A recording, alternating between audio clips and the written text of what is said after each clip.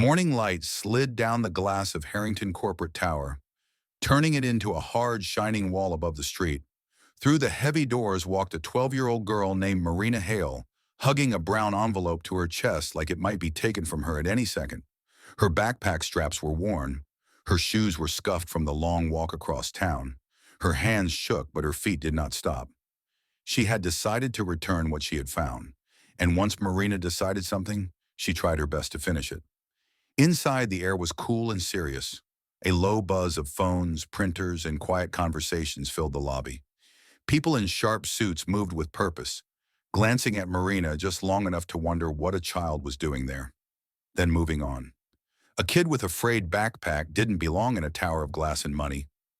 3 days earlier, she had been sitting on an old bench in Riverside Gardens when she noticed the envelope beside her. No one came back for it. Inside were careful drawings, columns of numbers, typed pages, and signatures, all stamped with one repeated name: Grant Harrington. Her grandmother's rule was simple: if it isn't yours, you send it home. So Marina used her slow school computer to search the name. She learned he was a billionaire investor, the man behind buildings as shiny as this one. She also learned the address that brought her here. At the reception desk, she cleared her throat. "I need to give this back to Mr. Harrington," she said, placing the envelope gently on the counter.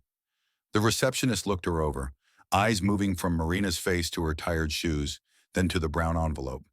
After a pause, the woman picked up the phone, spoke quietly, then pointed down a long corridor of glass and light. "Last office on the right," she said. "You can go in." Marina's heart thudded with every step along the hallway.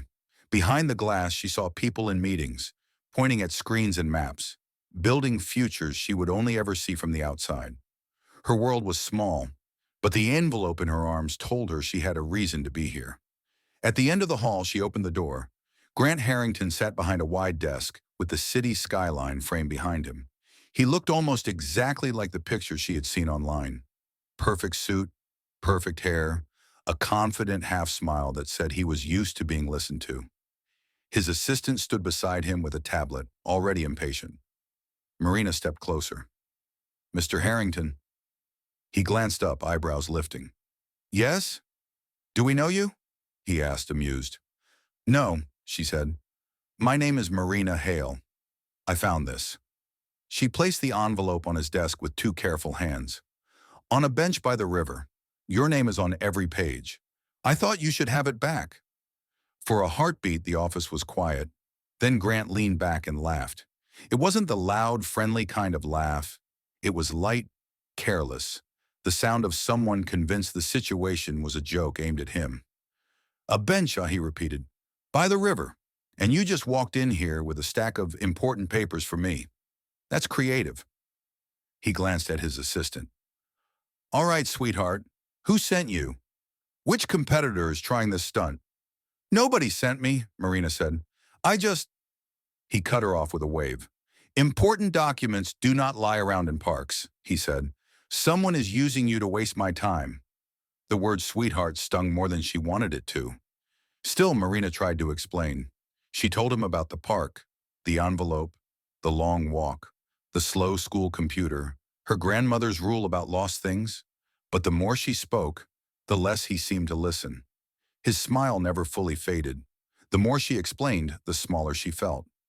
For a moment, doubt crawled in. Maybe she should have left the envelope where she found it. Maybe honesty only mattered in tiny kitchens and whispered bedtime talks, not in glass offices high above the street. What Grant did not know was that honesty cost Marina something. She and her grandmother lived in a cramped place where bills arrived early and food sometimes arrived late, where uniforms had to last years, where a cracked window let in more winter than light. Keeping the envelope would have been easy. Returning it had taken time, courage, and sore feet. She had done it anyway. Then the office door opened.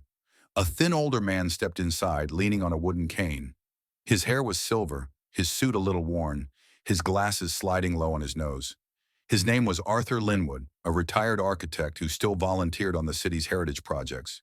His gaze swept the room once and stopped on the brown envelope on the desk. He froze. Grant's smile faltered without him knowing why.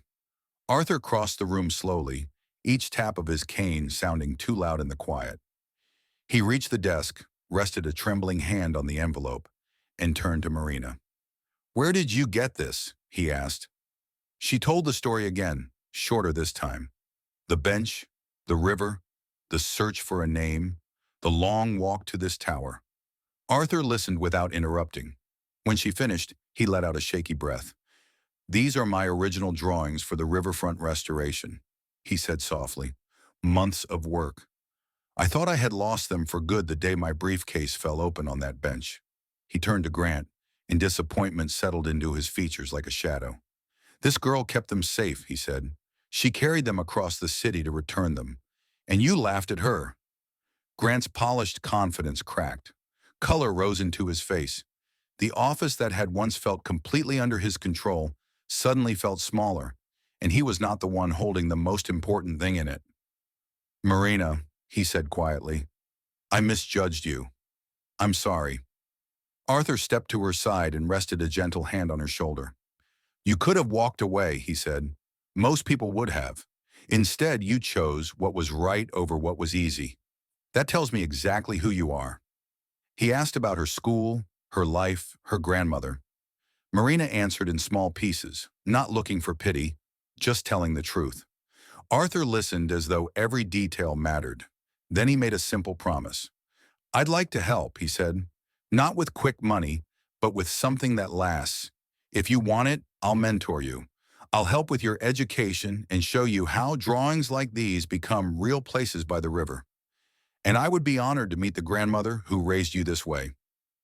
Grant nodded, wanting to be part of putting things right.